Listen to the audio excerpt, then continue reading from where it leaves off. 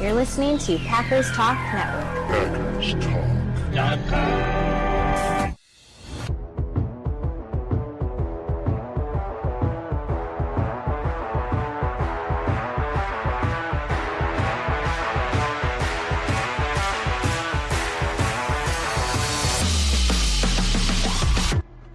Welcome to the Packers Weekly Podcast, part of PackersTalk.com network. I'm your host, Miles Teddick, joined by your co-host, Tim Hamilton. We are diehard Packers fans, just love talking about the Pack. We're not getting into national sports media nonsense. We're sticking to real football, diving into the top topics around the Pack every week, breaking down games during the season, and sorting through all the stuff that goes on in the offseason. Starting with the draft, we're going to have some fun with the draft this offseason, but that is not here right now. Right now, we're in the middle of a beautiful Packers season that we need to talk about, Packers fans. So if y'all want to support the podcast, please spike that like button for us. Most importantly, jump on over to the Packers Talk Network YouTube channel. Hit the subscribe button. We would certainly love it if y'all would hang out with us every week on Monday nights, streaming live at 9:30 p.m. Central. To talk Pack, because we got some fun stuff to talk about, guys. Goodness gracious, we just beat the Bears at Lambeau in December when they were the 1 seed in the NFC, which they'll hang a banner for, but obviously we all know that was meaningless, but still, was that a sweet win for this rivalry. So we got to talk about it. We got to get into that. Plenty of fun stuff to get to, and then we've got a challenge ahead in Denver. I don't know if anybody else is calculating that one yet, but there is a challenge ahead. First, though, let's get to some business. The show is once again sponsored by Wisconsin's own Ticket King. For over 30 years, Ticket King has been providing Packers tickets to Packers fans, as well as Bucks tickets, Brewers tickets, Summerfest tickets, all those other tickets you got to get up there in Wisconsin. You can find them on the web at ticketking.com or visit their locations in Green Bay and Milwaukee. And remember to always support your local businesses, Wisconsin or otherwise, because I know there's plenty of us out there that are not in Wisconsin right now. So you got to support your local businesses. So Tim, good evening, sir. How are we doing? How does that victory taste? Oh, it tastes awesome. The Bears still suck. The Bears still suck. Yeah, they still suck. It's always sweet to beat the Bears, especially when they've been talking for months now about how good they are. And it's always nice to beat Ben Johnson. Get used to that. Just a little. That's one for Ben. We owe one more. This one's for Ben. He wants to run his mouth. No, that was awesome. Beat the Bears, who were the number 1 seed. So much for that. And 3 in a row against the division, 4 in a row overall. Packers are on a little bit of a roll right now. Got to enjoy it. I know some people still want to complain about things, but we're not going to do that. Hell of a win. Turned out to be a really close game, really good game. I thought it was right there for them to kind of pull away and make it maybe a 2-score win, a nice, comfortable game. Didn't happen. Bears, to their credit, hung with it and were right there at the end, but yeah, maybe the genius head coach of the Chicago Bears outthought himself a little bit and decided to throw the ball and have his quarterback throw the ball. And, the wonderful number 1 overall pick who, we keep hearing from the Bears is better than Jordan Love, made an awful throw and an awful decision and got picked off. And that was the ball game. So, yeah, I wish it would have been a little easier for him, but it was kind of sweet to end it with a pick of Caleb. Absolutely, man. I mean, that was definitely a cherry on top. And, I get it. Bears fans have to be optimistic, I suppose. I mean, how else are you going to fan? But, man, like, these guys that are out here, you know who you are, talking Jordan Love is mid. Get out of here, man. We're done with that conversation. There's no more Jordan Love is mid. What you got to try to do is shake the Caleb Williams is mid conversation. And we can dive into that. Maybe we can do it now. I don't know. Whatever. We can take this in any order we need to. But I will admit Caleb Williams is better than I thought. But, man, like you look at the man's numbers. His numbers are mid. Literally. I mean, your completion percentage is about 50%. 57%, whatever. I think he had 54% against the Packers. So that's mid, dude. That's not good. So if anybody's mid, it's not Jordan Love. Jordan Love is very much marching his way towards the MVP conversation. Caleb Williams is not. Like, not happening. Not right now. You're not even on pace to do 4,000 at this point. No, and I think if you look at it from how the game went, like the Packers defense dominated in the first half, and some of that early on was helped by the fact that Caleb Williams was throwing the ball all over the field, missing his receivers. He had some dudes open and he just airmailed them. And then in the second half, when the Bears kind of changed their game plan, it was running game and a ton of early down play action, right? They weren't having just drop back passing. It was play action or his bootlegs getting him out of the pocket. And I think that was Ben Johnson managing the game, knowing like, yeah, I can't put this on my quarterback to go and get us out of this hole that we dug. And so I got to manufacture things. I got to take the pressure off them by running the ball and then by having play action so the Packers can't tee off on the passing game. Smart idea by Ben Johnson, but I think it's also like, does he really trust his quarterback? Does he really believe in him? Because I don't think that would have been the game plan for the Packers. They would have put the ball in Jordan Love's hands, and he would have been able to do it. And I don't think the Bears are comfortable doing that. Now, Caleb Williams made some really good plays, but I think he made really good plays when he was scrambling and getting outside the pocket. And yeah, you got to be able to do that, but you can't live and make a career out of that all the time. Right. There was nothing he did inside the pocket in rhythm on time that impressed me in that game. I don't think he made that good. I think his good throws was when he got outside, and that's a talent. He's got escapability and scrambling ability and all that, and he was able to make some really good throws outside the pocket. But when he was just in the drop back game, there was nothing he did that impressed me or that made me think, wow, they really have something special there. I think they have a quarterback who's good and who Ben Johnson can scheme and game plan for and probably get the most out of him. But I think there's a limit to that, and it's certainly not. And it's certainly not the ceiling of what Jordan Love can be, or even what Jordan Love is right now. There's the better quarterback won that game, and Jordan's the better quarterback now, and he will continue to be. Like there's nothing there with Caleb. Again, I don't think he's bad. I don't think he's a bust or a bum or anything like that.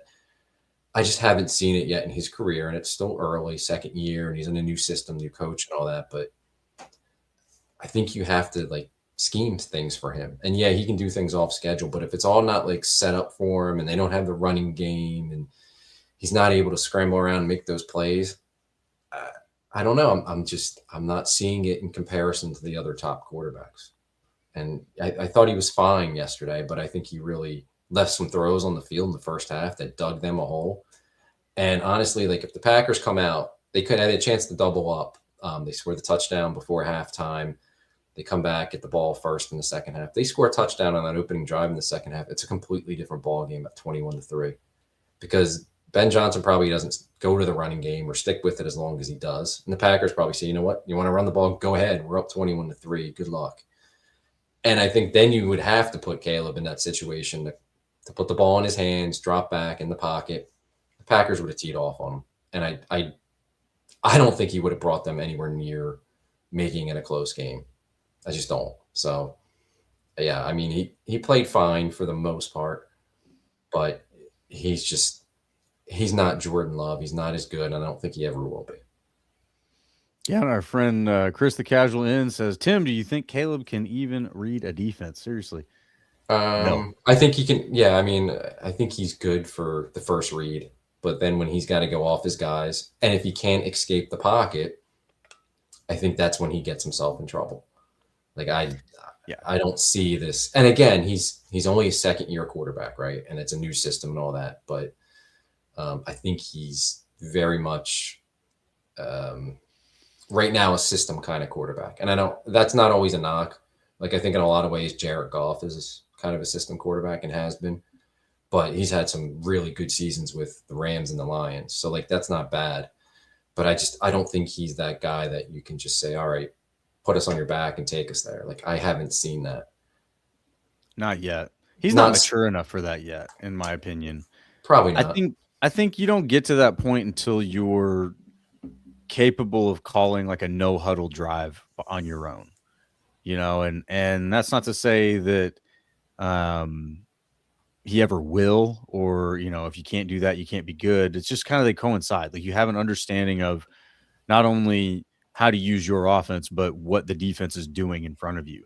And I don't think he's there yet. I think he's very much like, he's super athletic, escape artist, but he's just taking what he sees, right? So like, a guy is not open until he sees the guy is open, which in a lot of people's mind, for a good quarterback, that's too late, right? You should be throwing guys open. You should be, when you're throwing the ball, the guy is not open yet, right? You're anticipating windows, throwing it to spots that where a person should be there. And I just don't think that that's what Caleb Williams is doing yet. Maybe he will. Maybe he'll get there. I don't think he's doing that yet, though. And yeah, I think if you're spot on with that. If it's 21-3 and you need Caleb Williams to put the team on his back, I'm not going to say they wouldn't have scored. They probably would have had a few more explosive plays because they would have taken some more risks and some things. Right. But I also think there would be more mistakes. There probably would have been more turnovers, more sacks. Thing is Caleb can't run for his life forever. You can do that. It's a nice trick to have in your bag if you need it, but that shouldn't be what you live and die by. No, and I think some of his inaccuracy, and it wasn't just yesterday. I mean, it was in the first half. Some of the throws he was missing were just wild. But you've seen that throughout his career. Like, he misses some open receivers. He's not a very accurate quarterback. And when he started hitting the passes in the second half, they were schemed. It was a ton of play action, a ton of bootlegs. Like, Ben Johnson was scheming it open for, and good for Ben Johnson. And the Packers couldn't get off the field. They couldn't get a stop until they finally did and got the interception. They were taking it down the field on the Packers in the second half, long drives, and they got the defense gassed and all that. And that's credit to Ben Johnson and the offense for that. But he's an inaccurate quarterback. Hasn't thrown a ton of picks, but you keep him in the pocket. And this is kind of good for when they see him again in 2 weeks. Like, the game plan needs to be keep him in the pocket. Too many times he was able to get outside and scramble and make something happen. They needed to do a better job at containing him and forcing him and taking away, because I'm sure the game plan is going to be a lot of what the Bears did in the second half. Early down, play action, pound the run up the middle. So how is Hafley going to adjust? Now, that's 2 weeks from now. We got a game in between, which we'll get to Denver. But because you see the team, and this will work for the Packers as well, you see a team so quickly after you just saw them the first time, there's not going to be a whole lot of big surprises. Like, what you saw in the second half is going to be what the Bears do. So the Packers better be better defensively, but I think it obviously helps to have seen that. And if you keep them bottled up in the pocket, I think that's when the inaccuracy shows up, and that's when they're going to struggle. But they have to get to that point where they can take away the early down play action, the running game, and keep them inside. Well, and I think you saw it early. There was some early attempts in that game to get Caleb going on the quick game, and it did not go well. It didn't go well. But they know that that's the recipe, is you need to be able to throw that ball in less than 3 seconds. And if you can do that effectively, Joe Flacco can beat this defense. Like, that's what we saw. Yeah. Almost beat the defense. But anyway, point is, you don't have to be Superman to do what it takes, but you do have to be able to effectively operate that quick game and throw the ball in less than 3 seconds. Otherwise, you're going to have Micah Parsons in your face, or somebody because of Micah Parsons, So that's where I think they got a little bit on their heels early, because the plan was, let's get this quick game going. And then they saw what Caleb was doing. Like, that ain't working. Scrap that now. Like, before he throws a pick six. Cause I think that there was more of a risk for that. And I can't remember the plays exactly, but there was a few of them early on that I saw that they were quick designs. He sailed the ball. They were not good. They were some of the more inaccurate passes he was throwing. And yeah, it was very clear that's not good for him. And maybe it will be. Maybe he can develop into that. But yeah, he definitely thrives and survives at this point on the rollout and his escape artist abilities, which is great. You've got that. It's a tool in your belt. Fine. But at the same time, you can't sustain that, because the defense is going to figure out how to make that a problem for you. And eventually you're not going to get away from every sack. Especially, again, you get an opponent that's so familiar. They're going to they're going to be looking for ways to, how did he escape here? Okay, well, how do we, take a different angle or fill a different gap or make him think we're coming up the middle, come out the outside, send deception in there. They're going to be thinking of ways that they can mimic what they did and catch him on the backside with, the other hand that he doesn't see. And certainly the Bears are going to try to take advantage of the things that they saw too.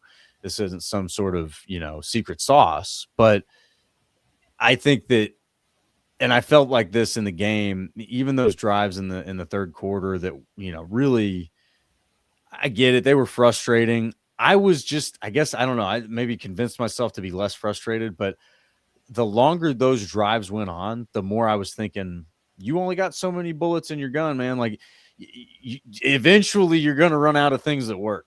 And that's what I was kind of waiting for. It's like, fine, let this be a long drive. Take a bunch of time off the clock. That's okay. Because guess what? You can't catch up doing that.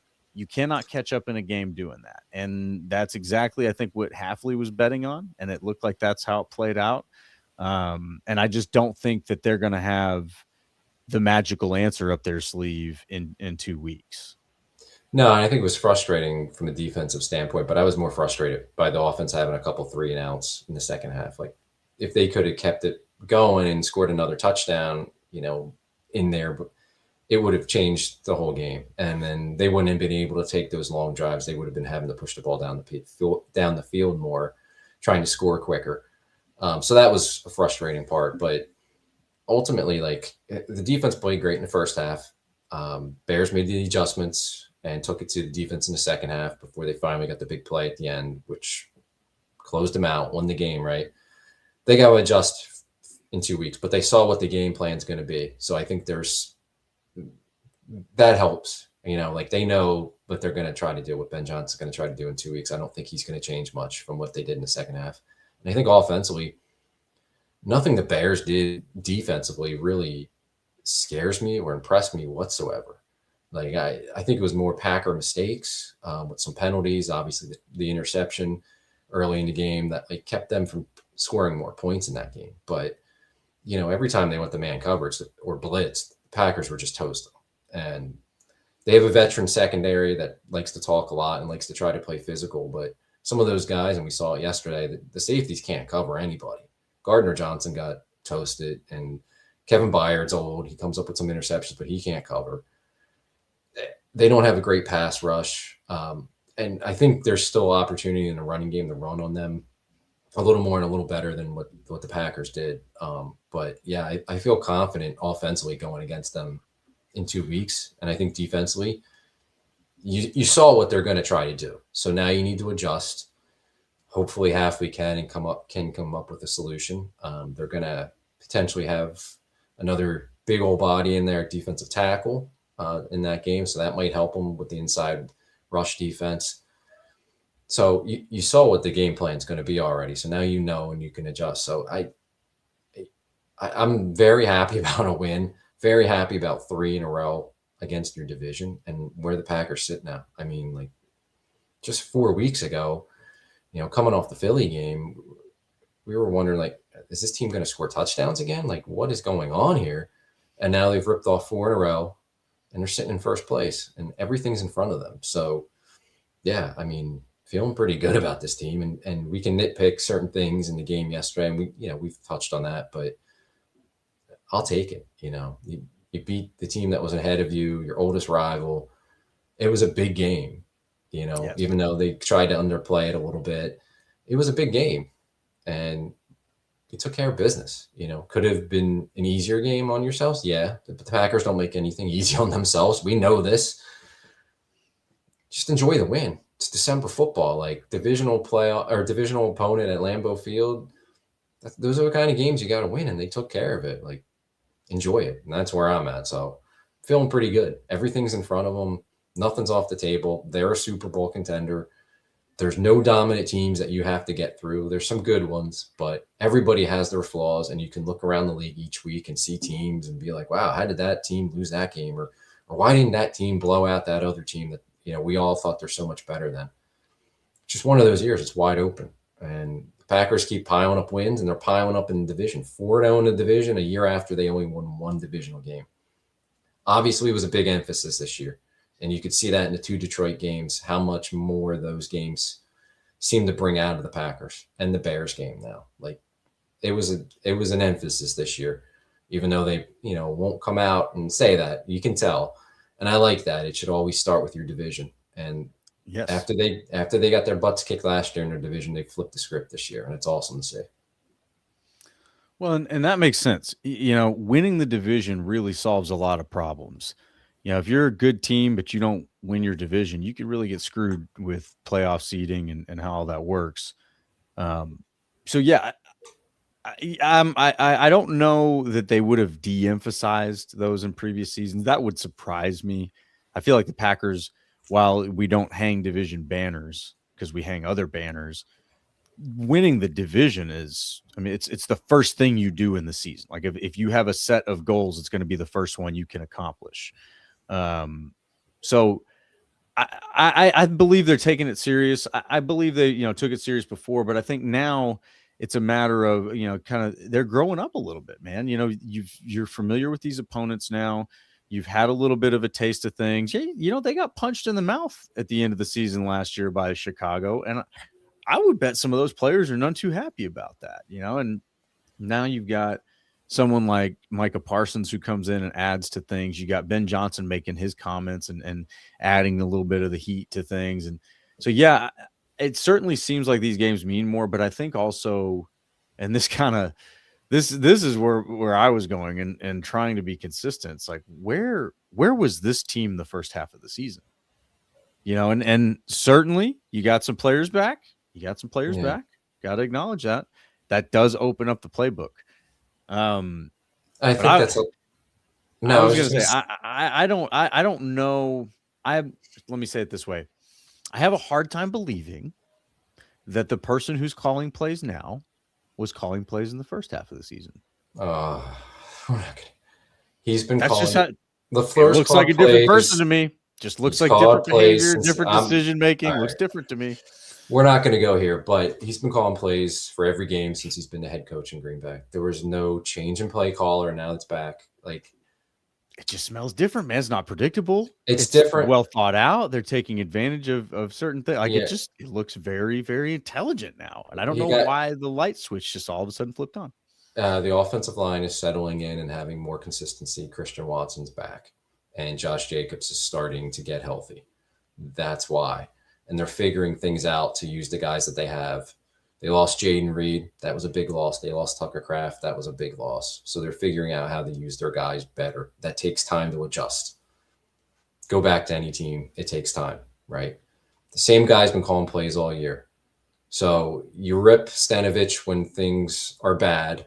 You better praise him because they've won 4 in a row and the offense is looking pretty good.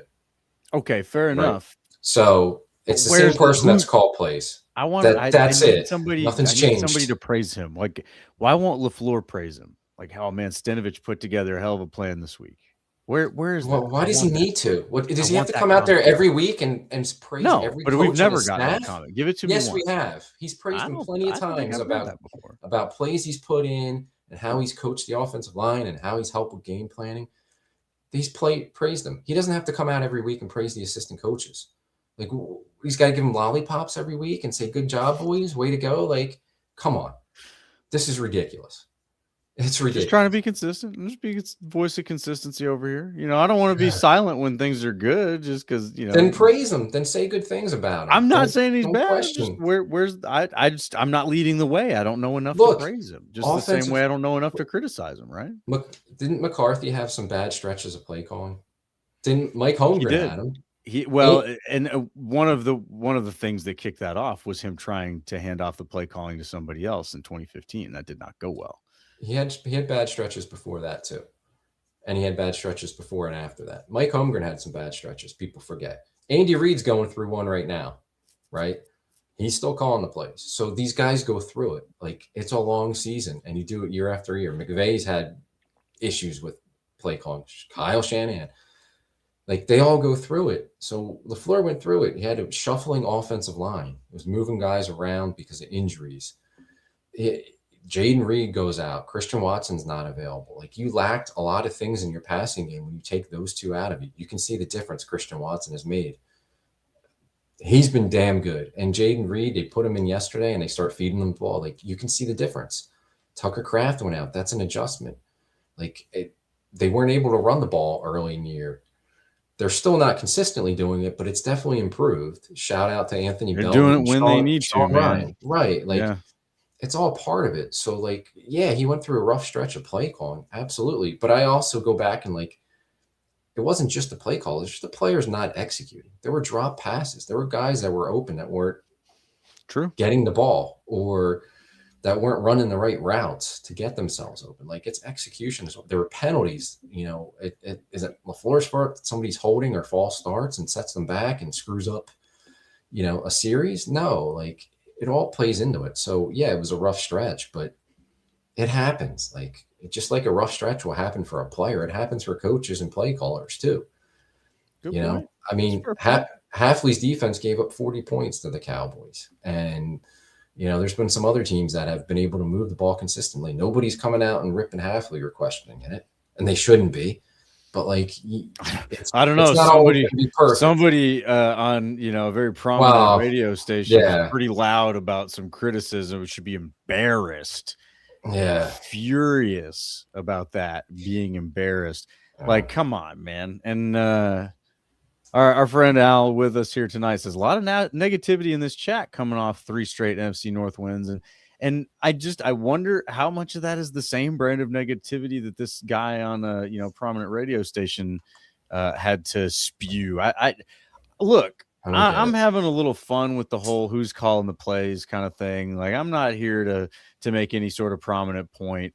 At the end of the day, whoever the play caller is right now, I would love it if this person were there all the time. And, you know, whether it's just a better version of LaFleur or somebody else, whoever it is, maybe it's Steno, maybe he just, you know, doesn't want to admit it. You know, maybe that's like a little conspiracy, but whoever it is, I love the play calling right now. It's not 100% perfect.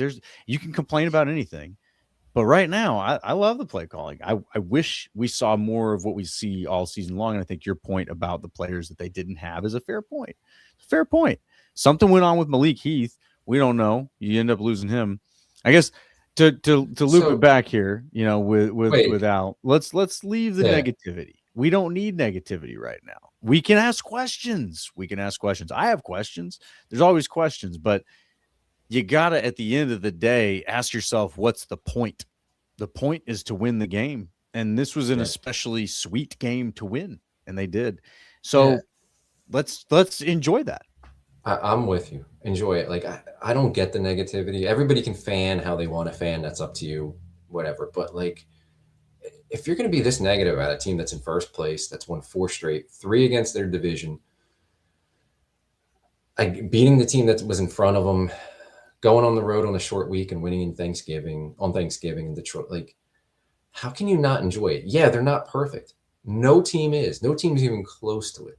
And yeah, there's things we want to see them get better at, but to come in and, like, complain about everything, like they lost a game, I just don't know how you do that as a fan. It's got to be exhausting and miserable. Like, seems exhausting because it sounds like just some of the complaints. It's like, okay, you're this upset and you want to see people fired and not in a position. Then I guess, why don't you just root against the team to lose every game the rest of the way? Because that's what it sounds like you want. Like, I don't get it. Enjoy it. They're in first place. And I guess if they lose to Denver, you can come back next week and be negative again and want to fire everybody and question everything about the team. But it's like, it's December football. They're in first place. They just beat their 3 biggest rivals consecutively. Yeah, they didn't beat them all by 40 points and shut them out and make it look perfect. But nobody is doing that in football. Nobody does that in the NFL. This isn't college. You're not playing West Missouri State University every week. Like, it doesn't happen. The Rams just lost to the Panthers. Right, the same Panthers. Right? Yeah, the same Panthers team that everybody was bitching when we lost to them. And yeah, the Bills have lost it. The Patriots, everybody loves the Patriots. They lost to the Raiders this year, right? Like, and we're going to get to Denver. They barely escaped against the Giants, and they have, you know, early season losses to some teams and a lot of escapes against some teams that weren't very good. You think their fans are bitching about everything? Probably not, but maybe some of them are. Like, I don't get the negativity. It doesn't make sense. Like, it's so much easier to just enjoy it. And yeah, we want to see improvement in certain areas. I get that, but like, it's just crazy that you could beat your 3 biggest rivals, and like, you should be enjoying it.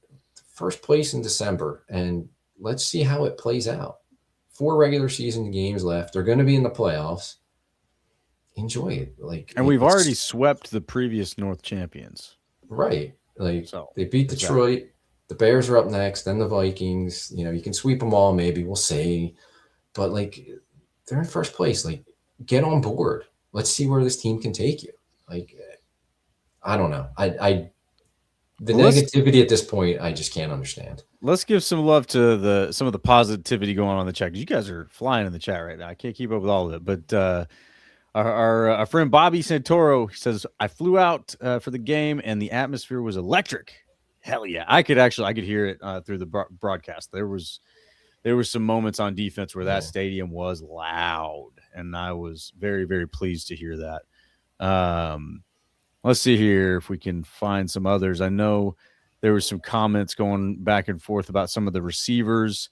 Our friend R. Showers has been particularly critical of who he calls Glass Watson.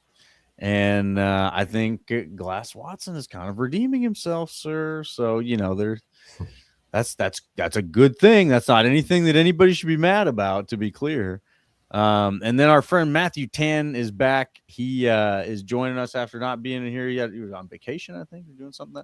He says, so if we beat the Broncos, you think we get into the playoffs? Tim, what do you think? You beat the Broncos, you're in the playoffs? They're going to get in the playoffs, whatever they do against Denver. They're going to get in the playoffs. So they don't have to beat the Broncos. Yeah, if they beat them, it definitely helps them get there. But that's a team that could be in the Super Bowl. We'll get They're 11-2, man. They're 11-2. Credit to them. Yeah. But no, they don't have to beat the Broncos to get into the playoffs. They can, whatever they do in that game, I think they're going to get into the playoffs. But it would definitely help. I agree. I do agree. I agree. And then, of course, let's follow that up with Matthew's more serious question about playoffs. Here we come. We've established an answer to that question. We are close to Tim's Super Bowl prediction, huh? Tim, did you predict us going to the Super Bowl? I don't remember. I mean, if we do, I'm going to say that I did, of course, but I don't remember doing that. But sure. I don't remember you being so bold. I don't remember that either. But, you usually don't like making. I'll throw that out there. Packers by 90 in the Super Bowl this year. And hey, if they win the Super Bowl, but they don't win by enough points, are we going to? There are going to be people coming on here and complaining. And they don't deserve a ring, and they should be embarrassed. Right. How dare they? Matt LaFleur was too conservative. Oh man, fun stuff. And it was a little so I know there's some chatter about Malik Heath. It was a little disappointing, I thought, to see Malik Heath go. This is one of those that I will sort of offload and compartmentalize with they know better than we do. You know, it's a numbers game. It's a numbers game. They have 7 receivers. My guess, and I think somebody else had this in there as well, is when guys start getting hurt and you're supposed to be next in line, and then you see Melton come over from the other side of the ball, you're gonna feel a way about that. Like that's a human thing. Like you want those snaps yourself. You don't want to see another guy who wasn't even in the position taking those snaps. I'm not saying for certain that that's what happened. Just that would make a lot of sense. And either way, it seems like the Packers are pretty happy. Melton's taking more snaps on offense, had a great play. What was that 45-yard touchdown? I think it was. So, and I think Malik Heath is a talented receiver that could go somewhere else and have a decent career. So, hopefully both are better off for it. It is definitely disappointing though. I think I was a Malik Heath fan. I liked his bully attitude. I thought that was great to have in the offense, but like I said, I trust that they know better than we do. They made the right move, and so far, front office is doing the right things, and trust the judgment there. So, yeah, appreciate you, Malik Heath. Absolutely, and it sucks, especially at this point in the season when he's on a first place team to get cut. And I saw Atlanta picked him up, so it's he's going to probably get some opportunities there in Atlanta, but they're not going anywhere. So it sucks, but it's like there's so many guys ahead of him that should be ahead of him, and they're not cutting a first-round pick or a third-round pick. So it's like, where does he fit in? Like, you can't have like 8 receivers, which is they're kind of at that point now because Melton's basically a receiver and a special teams player. Yeah. I know some guys are banged up. Wicks, coming off the great game on Thanksgiving, only played a few snaps yesterday. He's dealing, and LaFleur said after the game he's got an ankle injury. Golden has missed 3 out of 4 games, played very limited yesterday. So yeah, they're still banged up there, but you only have so many roster spots, and you can't dedicate 7 or 8 of them to receivers. Like, you just can't. It sucks, but you can't keep that many receivers, and the guys ahead of them are more talented and have more ability. And that play to Melton for the touchdown. I'm not saying Melton's a better receiver than Malik Heath, but Malik Heath wouldn't have been running that route. That's Melton's speed is why he was deep on that play. Like, he made a play that Malik Heath wouldn't have been called on to make.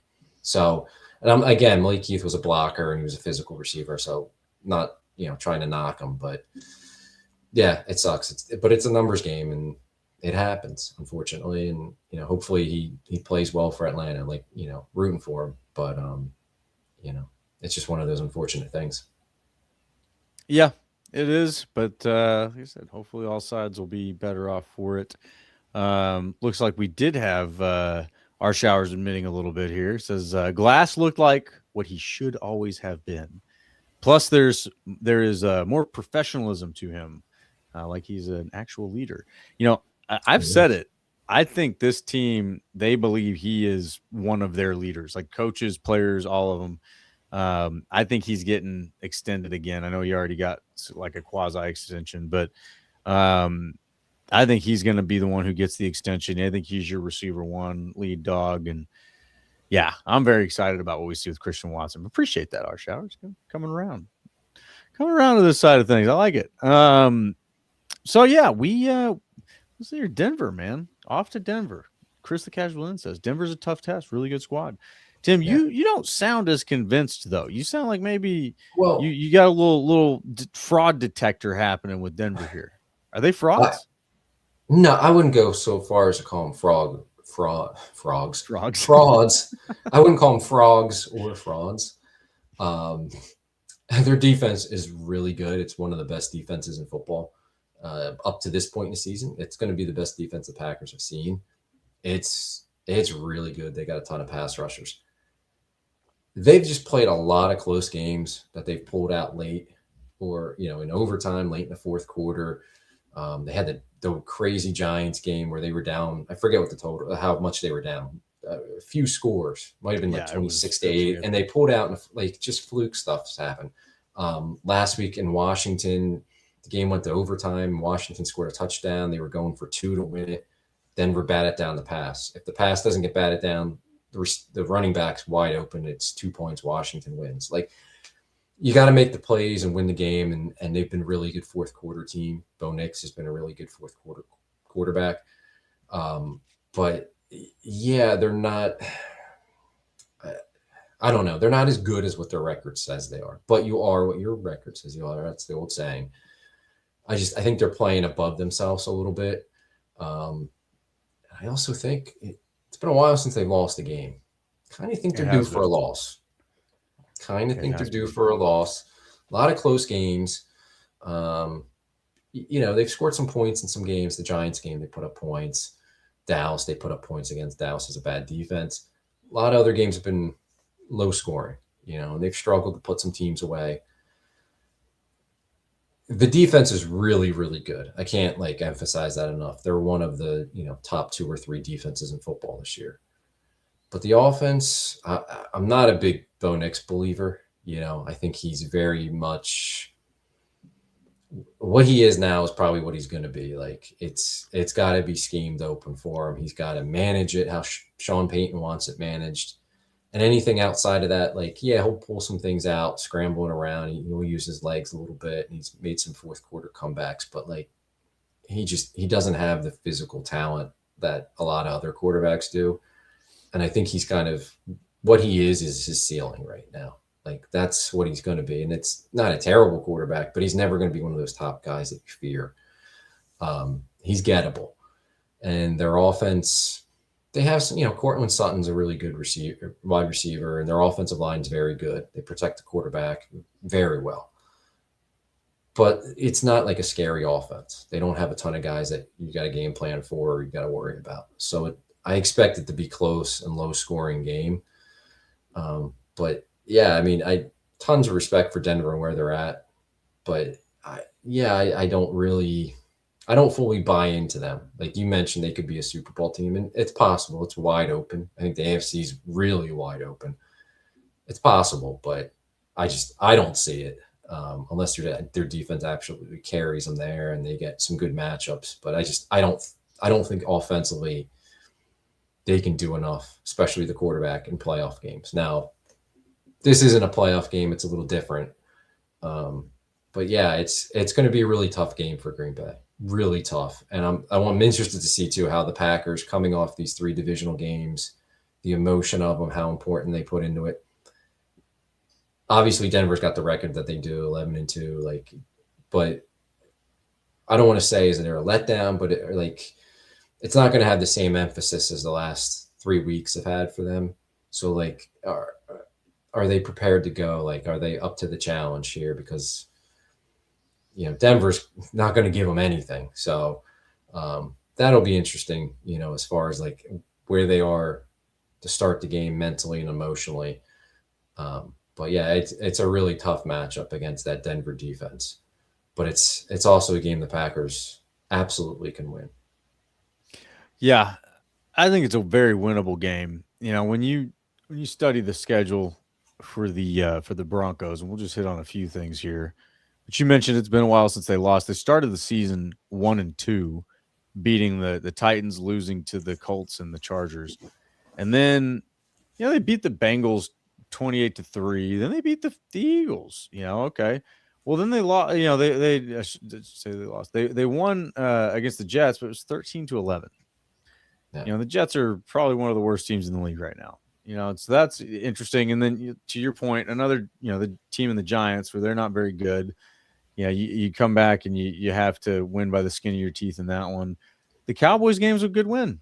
That's tough offense. You gave up some points, but not a lot, but you put a lot of points up on them. Then they beat Houston. That's a good win. 18-15. It's kind of not a real impressive offensive performance like you're saying, but Houston's a good defense. That makes sense. I think Houston had their backup quarterback for that too. Yes, that makes sense too. And Cincinnati absolutely did. That's why they won 3. So you got a couple wins over the Raiders, and you beat the Chiefs, so they have quality wins out there. Sure. But then, just a couple weeks ago, they beat the Commanders by 1 point. It's like, all right, well, you're playing the Commanders close.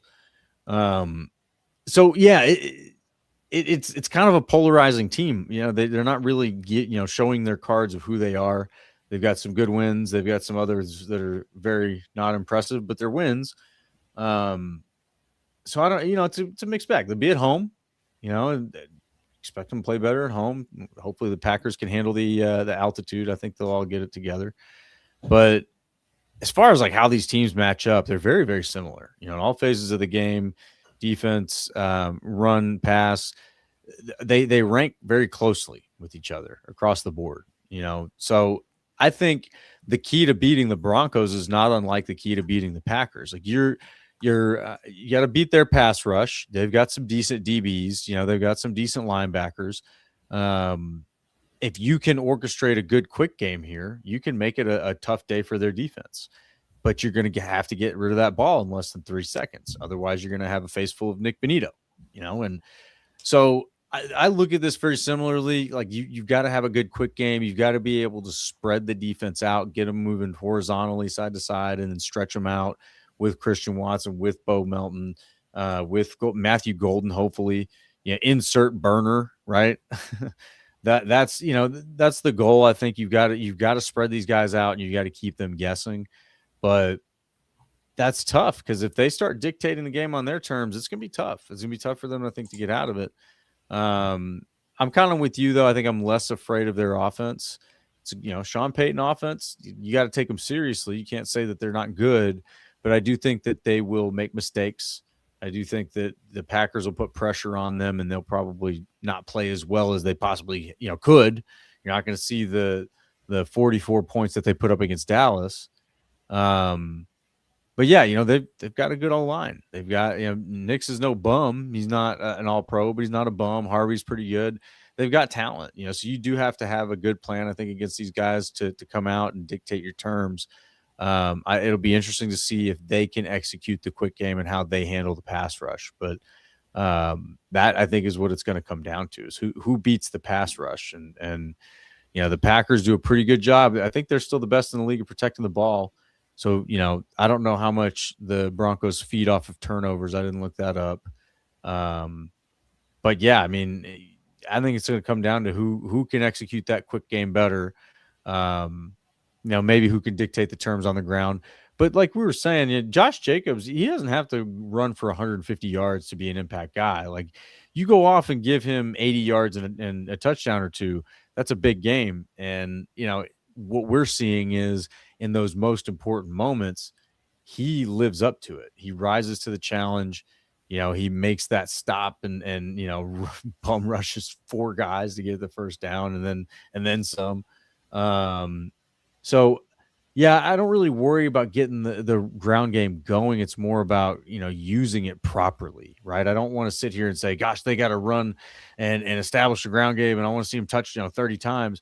I don't think that's the case. I think you need to be able to keep this defense on their heels with a good mix of run and pass, like they've been doing.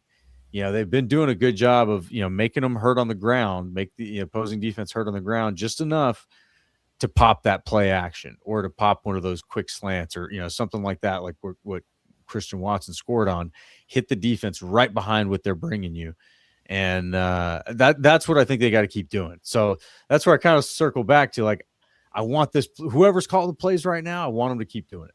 Whatever version of Matt LaFleur this is, bottle it up and keep him there. Make sure he's wearing all the same superstitious stuff, the same, hat and everything, whatever. Got to get the same haircut done. He gets his haircut every week. Got to do all the same things, keep those things in line. If they can keep that up, I think they win this game. I think they can go to Denver and win this game. But, the personality of the team too, I'm even kind of hesitant to say it, but the special teams hasn't been bad. So don't jinx it. If you keep that up. Don't jinx it. Yeah, I think offensively the key is they got to be balanced. And I don't think this is the week to start chucking it deep. Like, not when you got Pat Surtain back there. No, you got Pat Surtain, you got those pass rushers. They have a ton of pass rushers. They get to the quarterback a lot. Balance, right? Like, and stay ahead of it. A 3-yard run isn't exciting, but you can't be taking losses. Like, you can't be sitting there and you're 2nd and 10, 3rd and 13. Like, forget about it. They're going to just come after you and they're going to get to you. You got to just stay ahead of it and be patient with things. Don't try to force anything. Obviously, turnovers are huge in any game, but don't force it. If it's not there, check it down, throw it out of bounds, whatever. Live to fight another day. It's a really good defense. There's really not weaknesses, I think, that you can target. So you got to stay balanced. Defensive, and you kind of got to play it almost how some teams have played the Packers, just that quick, get it out, passing game, run the ball, bleed the clock, just long, methodical drives, and don't get impatient, try to force stuff. That's, to me, like one way of, because you're not going to get like in this, throwing bombs down the field, getting into a shootout. Like, it's not going to be one of those games. So you're going to have to win an ugly, low scoring, close game. And it's about patience and who can protect the quarterback. And, I think defensively, Sean Payton's probably going to be looking at, the film of what Carolina did and what Chicago did in the second half and some other teams, and be like, yeah, I'll run the ball. I'll have Bo Nix throw short passes underneath, and we'll live in 2nd and 5 and 3rd and 2 and like do that. We'll have our 10 and 12 play drives. Like, he's probably going to be fine doing that with what he has personnel wise. So the Packers are going to have to counter that. They're going to have to win on their early downs and then be like, okay, it's 3rd and 9. Can Bo Nix, Bo Nix, are you going to beat us? Like, we're coming after you. And then you got to cover Cortland Sutton and Evan Ingram. But I win the early downs, take them out of that, short passing game, running the ball, long drives, and make Bo Nix have to beat you from the pocket. And 2 other things that I want to shout out. One is, it would be nice if their defense can get a couple takeaways and maybe flip it for the offense and help them with some short fields against a really good defense. And is Mike Parsons ever going to get a holding call? Like, ever? It's ridiculous. It's really like, it's unreasonable at this point. It's like, I get it.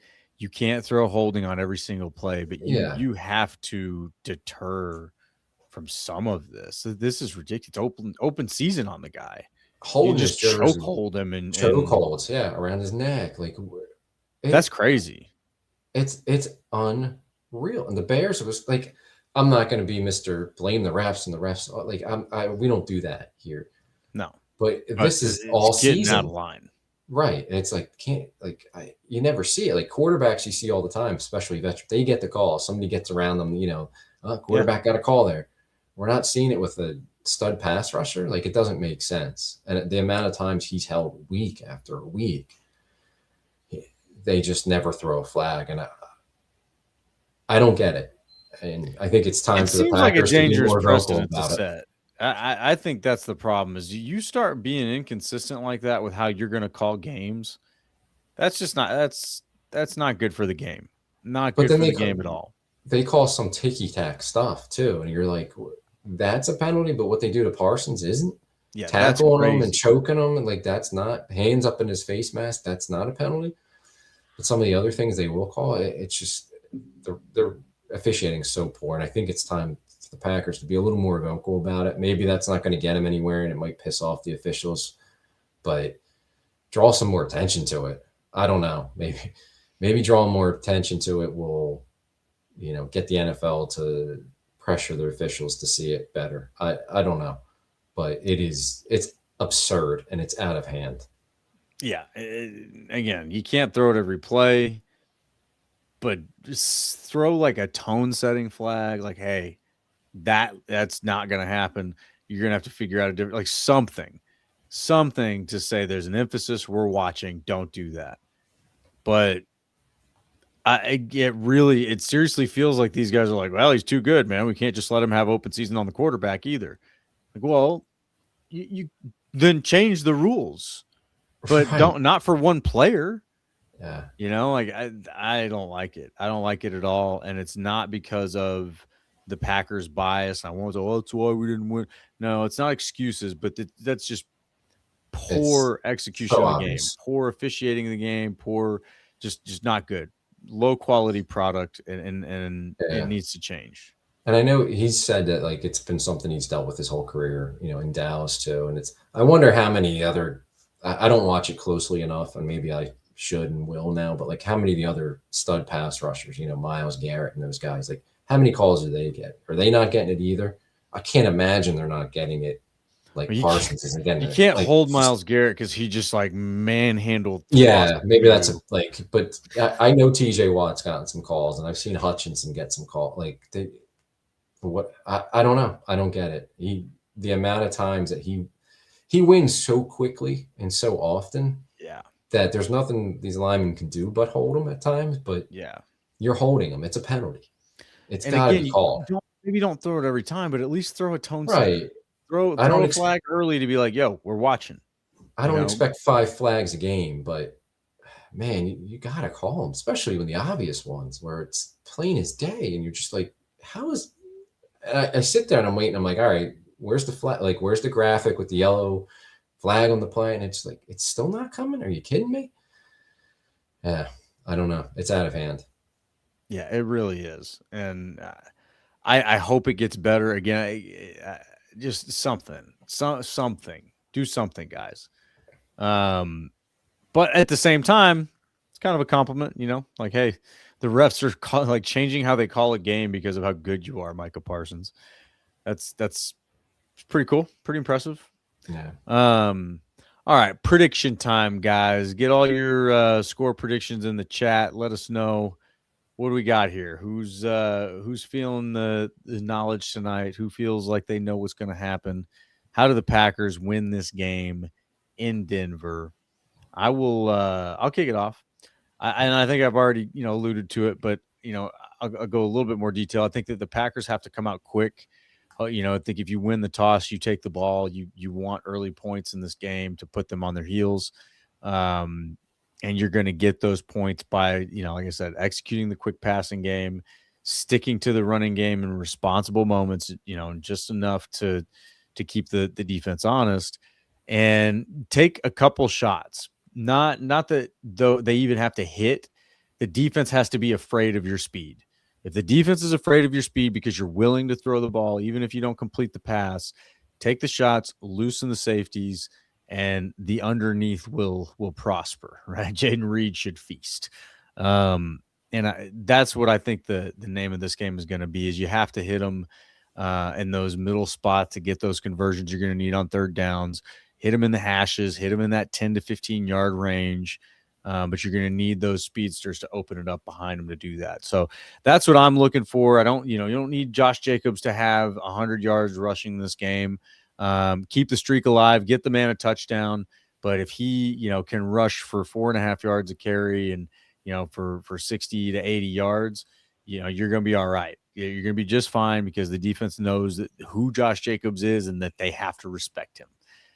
You don't have to get him going for that respect to be there. I think they've seen the film.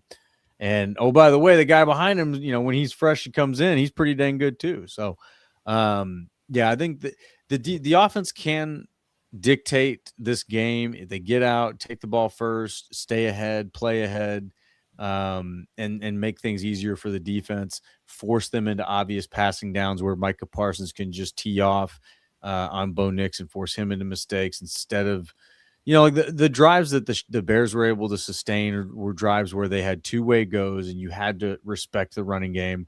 Micah Parsons wasn't able to just tee off on him and get in the backfield. He had to respect his gaps and set the edge. And so you want to force them into those obvious passing downs as much as you can so he can pin his ears back and somebody's getting home. But that's what I'm looking for. I'm looking for that kind of, you got to dictate your terms in this game. Don't sit back and take what they give you. You got to go out and take it and dictate it. I think the Packers struggle a little bit. I think there will be some mistakes made. It could be kind of a sloppy game. I don't know how cold it's going to be out there in Denver. I think the Packers will win this one. I'm going to go with the magic number 27. I think it'll be 27-21. I think you get a little bit of a close game here. But similar to the way that it went with the Bears game, I think they can dictate most of the game, stay ahead and just keep it out of reach for the Broncos. Yeah, I like your ideas. You mentioned Jaden Reed. I think he could be a key player in this game because if they go short passing game, which I think is the way to go, because you've got to be careful with all their pass rushers. He's a dude that can turn some of those short passes a little bit longer passes with Yak. So I think get the ball in his hands, Christian Watson, let's see what they can do after the catch. And maybe you throw the ball short, but those guys can make you some of the yards after the catch to pick up key first downs. I think you got to stay balanced offensively. Even if the run game's not there early, keep with it. Just keep them honest so they can't tee off as pass rushers on your quarterback. I agree. They're going to have to test them at times, throw a couple deep balls because they got to keep them honest. They can't flood the middle of the field, down low and take away his short passing game and the running game. I don't think it should be a bombs away game. We're constantly throwing those go balls, but you got to at least test them early with one or two.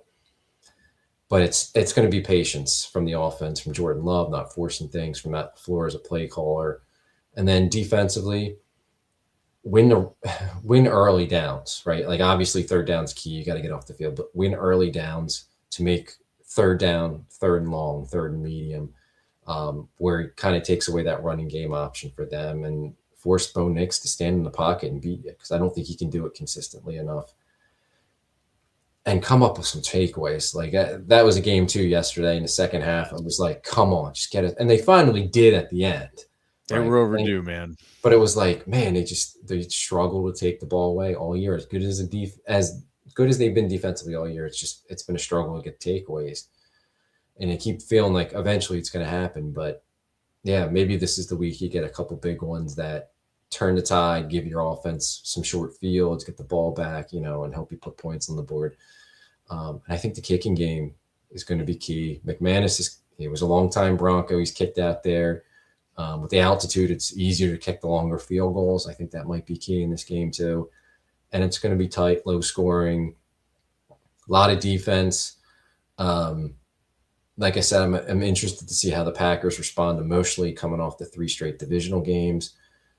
And I think Denver, they are good. I think they're due for a loss. Like somewhere, they're 11-2 and, not to take anything away from them, but it just kind of feels like they're overdue to lose a game. And hopefully this is that week and we can get them. And it's going to be tough though. It's going to be a really tough game. And, I'm not going to pick against them. But I think the score is going to be 23-20. So I'll just leave it there. It's going to be a tough one in Denver. It's not going to be a pretty game. So everybody can complain next week whether they win or lose because it's not going to be pretty. They're not going to score 40 points and blow out the Broncos. You should have shut them out. Yeah. But it's going to be one of those tight defensive games where, be embarrassed. A couple mistakes could swing it. And the other thing too, I want to mention real quick. Interested to see if they play him, and I think they probably will, the new 350-pound defensive tackle, Quentin Bohanna, who they picked up from the Seahawks. Thought it was really interesting. They picked up Riley from the Giants practice squad, and he was active, and Nazir Stackhouse was a healthy inactive. So that kind of tells you what they're thinking about how Nazir Stackhouse has been playing. And then they double up and go get Bohanna. They lose Wyatt, who's more of a pass rushing defensive tackle, and they go out and they go get 2 big bodied nose tackles. A little different. So maybe Bohanna is their Howard Green, right? He certainly has the size of Howard Green. But I'll be interested to see if he's in the lineup. I would think he would be. They just got him on Friday or Saturday, so he didn't have enough time to get ready for the Bears. But I'll be interested to see, plug him in, how many snaps he gets and how much he can clog up the middle at nose tackle, help the run defense. But that'll be a guy I'm looking at to see what he can do for this defense if he can give him quality snaps behind Colby Wooden. Well, to go back to your comment about, emotionally, how do they respond? I did get the feeling that if they had lost that Bears game, it would be much more difficult to rebound and respond quickly. I think you're much more susceptible to laying an egg against Denver at that point. Winning that game, to me, that felt like a springboard, man. And that's obviously we're biased fans and we're doing this thing, but even just watching the guys after the game, the way they responded, you just kind of tell, like, as much as they're sitting here not telling you that it means something more, and some of them are. I think Jordan Love admitted that the game means more, but the way even that Matt LaFleur is responding to these questions about Ben Johnson's comments, just like unfazed. It's almost like a bigger middle finger than acknowledging it. And that's where it's just this one felt like they kind of like got tougher in this win. And maybe I'm going a little too far with it, but all that to say, I feel like they're springboarding here. I don't feel like a letdown is something that needs to be managed, more of like there's going to be more energy. Just make sure it goes in the right direction. Because that energy in the wrong direction can be reckless. You don't want to do all that. But I'm optimistic about that. And I'd usually be with you, like, oh man, I don't know how long they can keep up the streak. But this all of it feels like there's forward momentum that it's almost like good luck stopping it. And they're getting hot at the right time. I think the Lions game on Thanksgiving and how important that game was for Detroit. And for the Packers, but I think it was a more important game for the Lions because we had already beaten them once this year. Winning that, and then the Bears game, and it meant so much for the Bears, trying make their season look legit, first place on the line and all that. Like, they're responding. They're responding, and that's a really good sign. And if they do that in Denver, look out, because this team can just roll right through. Right. And so I'll be interested to see how they respond to it. I'm not saying they're going to be flat or they're going to like get too high off of it or anything like that. I feel like a lot was put into those divisional games, and maybe there's a little bit of like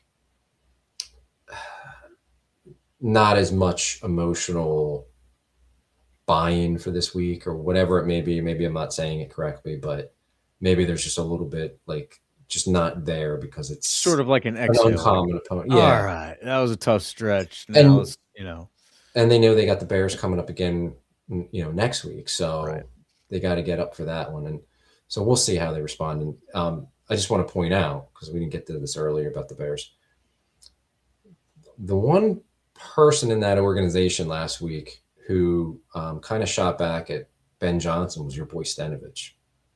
Did you see that? No, he was the one. Oh no! Let me give Steno some trash talk cred here. Yes, let's do. He was the one that they asked him in his press conference, like about and he goes, "We all took that personal," and he goes, "I'll leave it at that." He's really the only one that would. I'm sure they told everyone to keep it quiet. I mean, LaFleur obviously, he's pissed. And you could tell by the way he responded. When something doesn't matter, there's a certain demeanor, like whatever. But that's why I said this. The way he's handled it has almost been a bigger middle finger than actually acknowledging it. Yeah, it's almost like you're not even worth my time kind of attitude. I thought the handshake at the end. I mean, it was barely even that. That was ice cold, icy, and ice cold. When they beat him in Chicago, be interested to see what it looks like then. If he's got a few words for Ben at the end of the game. So, I don't think so. I get the feeling that LaFleur is that guy where it's like, no, man, like once you get on my wrong side, you get this much of my attention. You get nothing from me, none of my energy. And it wasn't even like the handshake at the end. There was no attitude about it. It was just like, this is going to be quick and brief and I'm out of here. You're not even right. I got no time for you. Right. I've got no time for you. I don't acknowledge you. Yeah, like you're nothing to me. Kind of like I don't even have to say anything to you. We just beat you and get out of my face. Get out of my stadium. Don't. But I just shout out to Stenovich because he was the one person, coach or player that really came out and was like, yeah, it was personal for us. Okay. So, no, I appreciate the add in there. I will give Stenovich credit where he deserves it. Thank you for the acknowledgement. Stenovich finally lets us know what he does, man. He's like, he's hooking us up with some information. I'm cool with that. Mm-hmm. No, that's great. I think Jordan loved the way he said, or the way he answered one of the questions. It made it kind of obvious. Like, there were feelings there, but that's it. That's all you're going to get. You're not going to get to know anything else. So, knowing that that's on the horizon, I don't think that there's a letdown for this game. It's almost like this game is sort of your like prep and practice for taking that next shot at the Bears. It's like, all right, hey, let's clean some things up here against the Broncos. Let's tighten this up. Let's fix that, because that next week, baby, we're coming back at them, and that's just the energy that I feel. I could be totally wrong. I could just be wearing my own sunglasses here, whatever. But it's a fun, man. It's so much fun to be a Packers fan right now. And I tell you what, it's not fun to be a Bears fan. They're miserable. The ones that are honest are miserable. You got the trolls on Twitter that are acting all tough. That's fine. The honest ones are miserable. Mm-hmm. Yeah, because they see it. And they've had it before. It's not like they've always just totally sucked. There were some good years there where Jay Cutler looked pretty good, but man, when he ran into the Packers, ruh-roh. Same old Jay. Jay's going to give you the ball, man. He's going to give you an opportunity. And, it's got to feel like that for the Bears again. It's got to feel like, you were up, you had some swag, you had a little momentum, and here come the Packers. Oh, damn. And we're here to wreck your party again, Bears fans, and I just love it. So, Packers fans, if you got any sort of, upsetness right now, just set that aside. Just remember how much it sucks to be a Bears fan because they still suck. And you're not a Bears fan, so there's that.